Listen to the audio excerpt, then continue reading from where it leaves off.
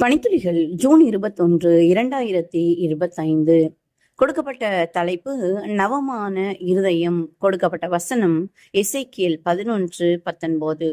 கல்லான இருதயத்தை அவர்கள் மாமிசத்திலிருந்து எடுத்து போட்டு சதையான இருதயத்தை அவர்களுக்கு அருளுவேன். ஆடு திருடின குற்றத்துக்காக ஒரு கிராமத்துல 2 சகோதரர்கள் பிடிக்கப்பட்டனர். ஆடு திருடினால் மரண தண்டனை கூட விதிக்கப்படலாம் எனும் சட்டம் இருந்த காலம் அது. கோர்ட்டில் 2 பேர்களுக்கும் சிறிய தண்டனை கொடுத்து எச்சரித்து அவர்களுடைய நெற்றிகளில் ஆடு திருடர் எனும் எழுத்துக்கள் நெருப்பினால் பொறிக்கப்பட்டன. அந்த எழுத்துக்கள் அவர்கள் வாழ்நாள் முழுவதும் என்றென்றைக்கும் இருக்கக்கூடிய ஒன்று. ஒரு சகோதரன் இந்த அவமானத்தை தாங்க முடியாதவனாய் ஊரை விட்டே ஓடிவிட்டான். அவன் காயினைப் போல ஊரெல்லாம் அலைந்து திரிந்து கடைசியில் எங்கேயோ ஒரு ஊரில் பெயர் தெரியாதபடி மாண்டு போனான். இன்னொரு சகோதரன் தன்னுடைய தவறை உணர்ந்தவனாக தன்னுடைய ஊரிலேயே இருந்து கஷ்டப்பட்டு உழைக்க ஆரம்பித்தான். சில நாட்களில் தன் பாவத்தை உணர்ந்து கிறிஸ்துவின் இரத்தத்தினாலே பாவ மன்னிப்பை அடைந்தான்.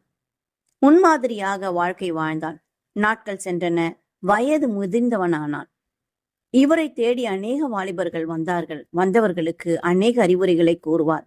அனைவரும் போற்றும் நல்ல மனிதராக வாழ்ந்தார். நாம் பாவிகளாயிருக்கையில் கிறிஸ்து நமக்காக மரித்ததினாலே தேவன் நம்மேல் வைத்த தமது அன்பை விளங்க பண்ணுகிறார். ரோமர் 5:8. எந்த நிலையில் உள்ள பாவியாக இருந்தாலும் அவரிடம் வந்தால் அவர் மாற்ற வல்லவராக இருக்கிறார். ஊர் தூற்றும், ஆனால் உங்களை போற்றும் மனிதராய் மாற்றுகிறார். யாக்கோபிடம் உன் பெயர் என்ன என்று கேட்டபோது யாக்கோபு என்று தன் பலவீனத்தை மறைக்கவில்லை. ஏமாற்றுக்காரன் என்று அறிக்கையிடுகிறான். அப்பொழுது தேவன் நீ இஸ்ரவேல் என்று அழைக்கப்படுவாய் என்றார்.